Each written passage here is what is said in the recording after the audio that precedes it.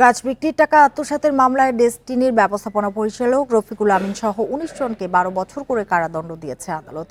দুপুরে ঢাকার বিশেষ জজ আদালত ৪-এর বিচারক রবিউল আলম এ রায় দেন। তবে সাজার অধিক মেয়াদ কারাভোগ করায় রফিকুল আমিন এবং মোহাম্মদ হোসেনকে মুক্তির আদেশ দিয়েছে আদালত।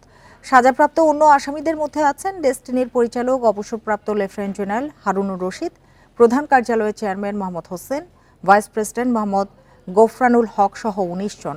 কারাগারে আছেন এমডি রফিকুল আমিন, ফারহাদিবা ও মোহাম্মদ হোসেন। আর জামিনে রয়েছেন লেফটেন্যান্ট জেনারেল অবসরপ্রাপ্ত হারুনুর রশিদ। পলাতক রয়েছেন ১৫ আসামি। তাদের বিরুদ্ধে অর্থ আত্মসাৎ ও অর্থ পাচারের অভিযোগে ২০১২ সালের ৩১ জুলাই রাজধানীর কলাবাগান থানায় দুটি মামলা করে দুদক।